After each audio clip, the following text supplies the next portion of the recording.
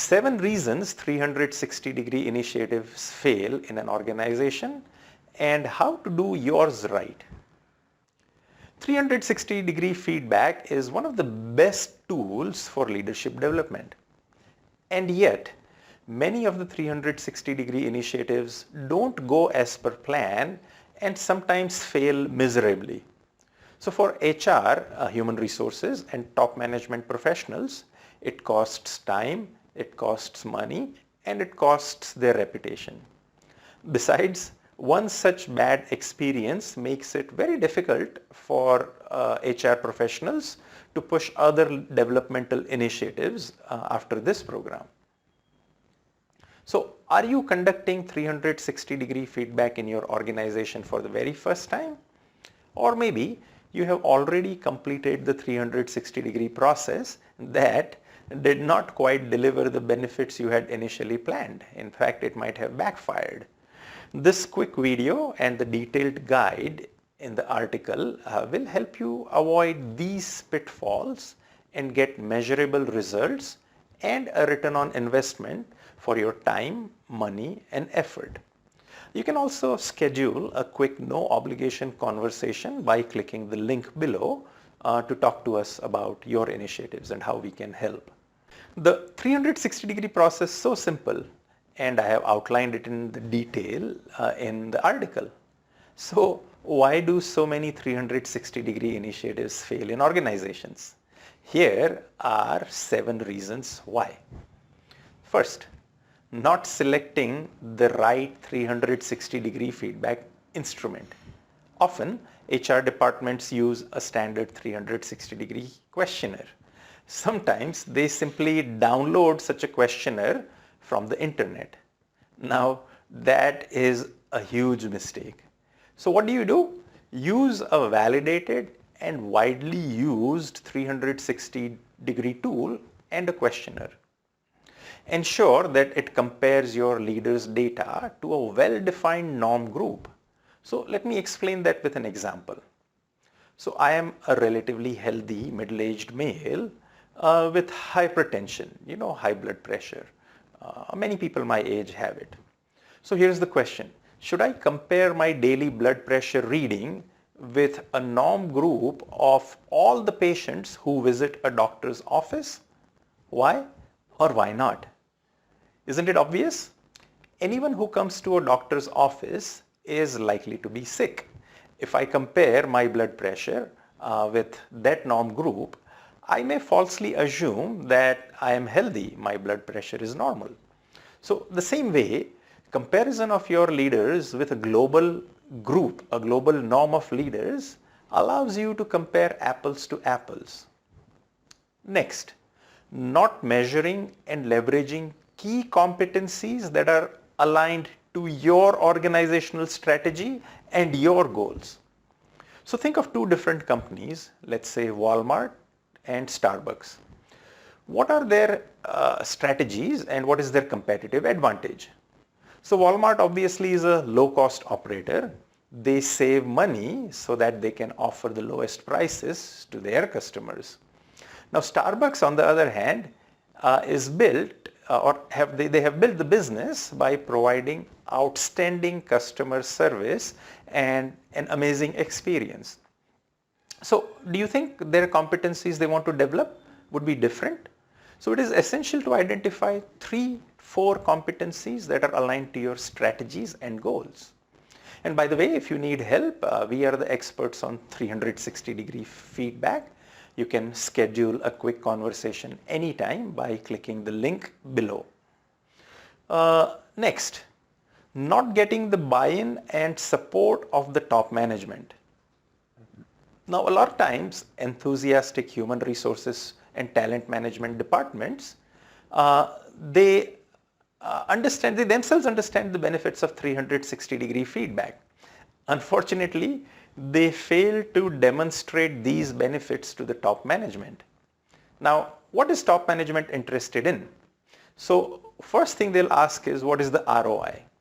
So, human resources must do their homework to convince the management and to show them a measurable return on investment of the 360-degree feedback. No large-scale organizational initiatives can succeed without the buy-in and support of the top management. In addition, their involvement also sends a clear message to all the leaders that this initiative is important. Next, not conducting proper pre-briefing sessions.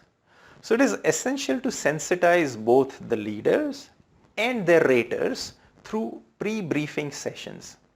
So assure the leaders that the purpose of 360-degree feedback is developmental and not remedial. Sell them on the benefits to get the leaders' buy-in. Similarly, the raters need assurance of first anonymity of their feedback. They should feel safe and believe that when they provide candid feedback, it will not be used against them.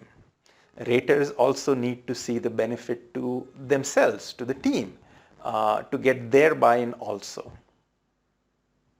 Next, ineffective debriefing or report sharing sessions.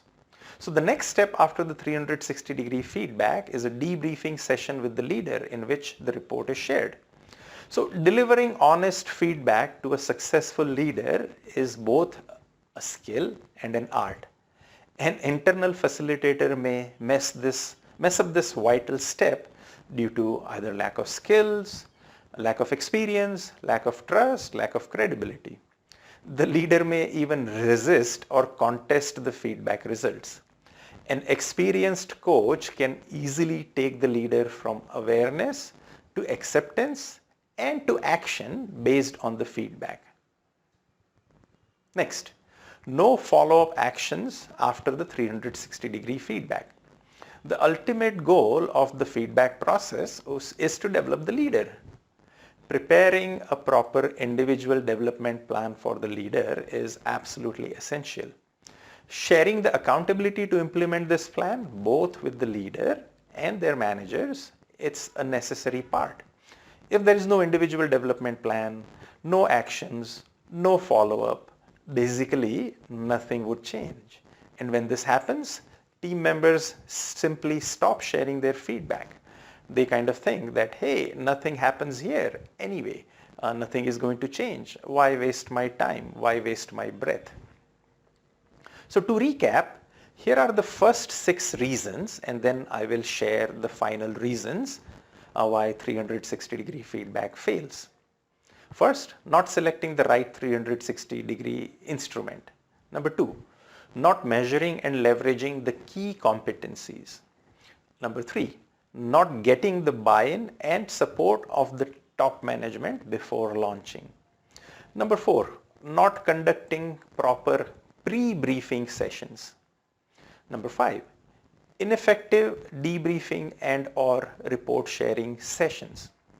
And number 6, no follow-up actions after the 360-degree feedback process.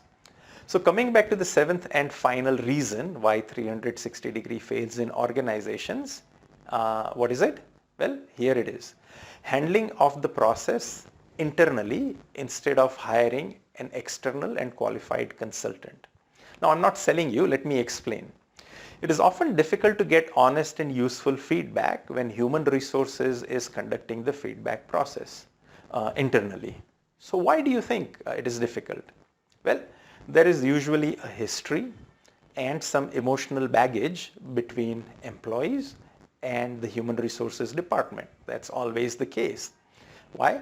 Because human resources is also responsible for performance management, and employees have a fear of career consequences when giving feedback to HR. So this is a result of lack of trust. Employees often hold back and don't give their honest and useful feedback, without which this whole process gets jeopardized. What is the primary objective of 360-degree feedback? It is to get honest feedback. So this process is best handled by qualified and experienced and neutral external consultants. Don't take a chance with your 360-degree feedback initiatives. Let us handle it in a way that delivers measurable and desired results, and on the other hand, it's still cost effective. A poorly implemented 360-degree feedback process can be costly in terms of time, money, and the reputation of the human resources department.